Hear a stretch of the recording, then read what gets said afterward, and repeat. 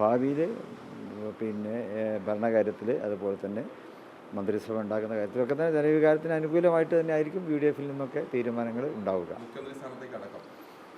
തീർച്ചയായിട്ടും അതിപ്പോൾ ഞങ്ങൾ പിന്നെ അതിപ്പോൾ കോൺഗ്രസ് ഹൈക്കമാൻഡാണല്ലോ തീരുമാനിക്കേണ്ടത്. അവർ ജനവികാരത്തെയൊക്കെ മാനിച്ചുകൊണ്ട് തന്നെ ആയിരിക്കും തീരുമാനങ്ങൾ എടുക്കുക.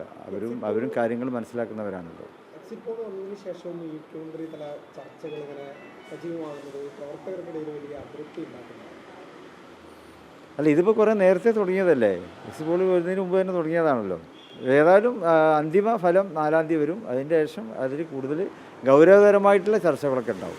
മുസ്ലിം ലീഗിന് വലിയ സീറ്റുകൾ എണ്ണത്തിൽ വലിയ വർധന ഉണ്ടാകുന്നതാണ് പ്രതീക്ഷിക്കുന്നത് ഈ എക്സിറ്റ് പോളൊക്കെ വരുമ്പോൾ. അതെ, ഇത്തവണ ഞങ്ങളൊരു 27 സീറ്റ് മത്സരിച്ചിട്ടുണ്ട്. അതിൽ ഒരു 10-20 സീറ്റ് ഞങ്ങൾക്ക് കിട്ടും. 22 സീറ്റ് കിട്ടുമെന്ന് തന്നെയാണ് ഞങ്ങൾക്ക് വിചാരിക്കുന്നത്.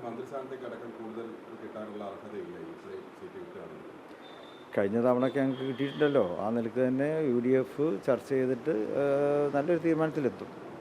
മന്ത്രിമാരുടെ എണ്ണൊന്നും ഞാൻ പറയുന്നില്ല. മുസ്ലിം ലീഗിന് അവകാശപ്പെട്ടത് അത് UDF എപ്പോഴും അനുവദിച്ച് തന്നിട്ടുണ്ട്. തവണയും അങ്ങനെ തന്നെ ഉണ്ടാവും.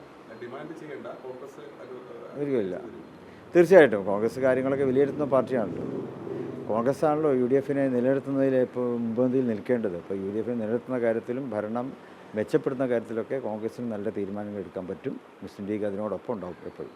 ഇപ്പോൾ ലീഗിൻ്റെ പ്രവർത്തകർ ഇപ്പോൾ കാലങ്ങളായി പറയുന്നതാണ് കുഞ്ഞാലിക്കുട്ടിയെ പോലൊരു നേതാവ്. കാരണം മുമ്പ് ലീഗ് ഉപമുഖ്യമന്ത്രി സ്ഥാനം അടക്കം വഹിച്ചിട്ടുള്ളതാണ്. അപ്പോൾ ആ സ്വാഭാവികമായിട്ടുള്ള ഒരു കാര്യം ഞങ്ങൾ തുടക്കം മുതൽ നിങ്ങൾ ഈ ഇലക്ഷൻ തുടങ്ങിയാന്ന് തുടങ്ങിയിട്ടുണ്ട്. പിന്നെ കുഞ്ഞാലി സാഹിബ് മുഖ്യമന്ത്രിയാവോ ഞങ്ങൾ അങ്ങനെയുള്ള അവകാശവാദം ഒന്നും പറഞ്ഞിട്ടില്ല. ഞങ്ങൾ ചർച്ച തന്നെ ചെയ്തിട്ടില്ല. നല്ലൊരു മന്ത്രിസഭ രൂപീകരിക്കണം, ആ UDF നല്ലൊരു ഭരണം കാഴ്ചവെക്കണം, അത്രേ ഉള്ളൂ. അല്ല, നിലവിൽ UDF തന്നെ ഏറ്റവും സീനിയർ നേതാവ് കുഞ്ഞാലിക്കുട്ടിയാണ്. സ്വാഭാവികമായിട്ട് ആ പ്രവർത്തകർക്കിടയിലായ ഒരു അഭിപ്രായം വരുന്നത് സ്വാഭാവികമല്ലേ? പ്രവർത്തകന്മാർക്ക് ഞങ്ങൾക്ക് ആഗ്രഹിക്കാമല്ലോ, അതിനിപ്പോൾ അവർ തടയിടാൻ പറ്റില്ലല്ലോ. അർഹതപ്പെട്ടത് ലീഗിന് കിട്ടും, അത്രേ ഉള്ളൂ. ഞങ്ങൾ അവകാശവാദമൊന്നും ഉന്നയിക്കുന്നില്ല.